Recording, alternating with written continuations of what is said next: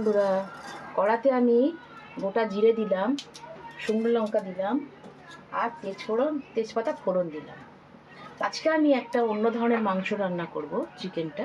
ঠিক আছে, বেশি তেল দেবো না, অল্প তেলে হবে। তো যাই হোক, তো এটা একটু ভাজা ভাজি করে তারপরে আমি যথারীতি দেব এই যে মাংসটা আমি একটু নুন হলুদ মাখিয়ে রেখেছিলাম, এটা আমি এর মধ্যে দিয়ে দিলাম। দিয়ে মাংসটাকে আমি একটু ভাজাভাজি করে নেব, কেমন? তো ভাজছিলাম, এতক্ষণ ভাজাভাজি হয়ে গেল। এবার এই যে একটা মশলা করে রেখেছি, এতে আছে পেঁয়াজ, আদা, রসুন, কাঁচা লঙ্কা, টমেটো আর একটু জিরে গুঁড়ো, যেগুলো জিরে ফোড়ন দিতে অল্প সামথিং আমি দিয়েছি। দিয়ে এটাকে আমি কষতে থাকি, এটা দিয়ে আমি কষতে থাকি।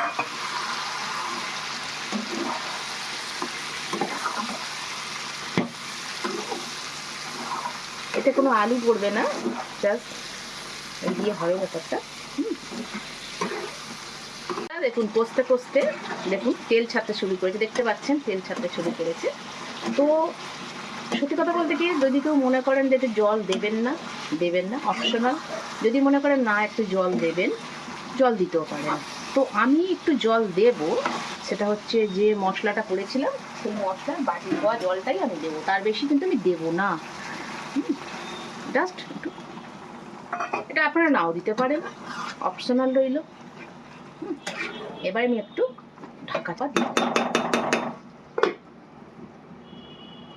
ঢাকা চাপাটা খুললাম, খুলে এই দেখুন মাংসটা কিন্তু প্রায় হয়ে এসেছে, দেখছেন কালারটা এসে গেছে। আর শুধু তাই না, যেহেতু এটা সমস্ত পেস্ট করা মশলা দিয়ে করা হলো, তাই এটা একটা অন্য ধরনের খেতে হয়েছে। দেখুন, এই দেখুন মাংস কত সুন্দর সিদ্ধ হয়ে গেছে, নরম হয়ে গেছে। বলুন আপনাদের কেমন লাগছে একটু বলবেন বন্ধুরা।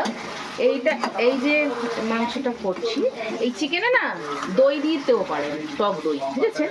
তবে টক দইটা কিন্তু বলে দিচ্ছি প্রথমে দেবেন না, এই যেমন হয়ে এসেছে এই সময় দিতে হবে, তবে সেটা কিন্তু পেস্ট করে নিতে হবে, বুঝেছেন? তবে দিতে হবে, এটা অপশনাল, আপনারা দিতে পারেন নাও দিতে পারেন। বললাম তো, মানে এগুলো ইউজ করা যেতে পারে, সেটা আমি বলে দিলাম আর কি। এবারে কি হলো, এই দেখুন তেল ছাড়তে শুরু করেছে, দেখেছেন কি সুন্দর, দেখেছেন? হ্যাঁ, তো যাই হোক, এবার একটুখানি আমি গরম মশলা দিয়ে দেবো। একটু গরম মশলাও বেশি দেবো না, বাড়িতে সবাই গরম মশলা পছন্দ করে না, অল্প পছন্দ করে, তাই এই গরম মশলা। বন্ধুরা,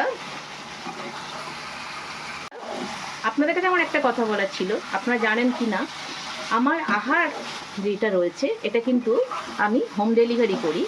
হ্যাঁ, তো এখানে যদি কারোর মনে হয় যে আমার থেকে কোনো রকম আপনারা হোম ডেলিভারি নেবেন, তো অবশ্যই আমাকে কিন্তু কমেন্ট করে জানাবেন, কেমন? আমি নামিয়ে নিচ্ছি, কেমন?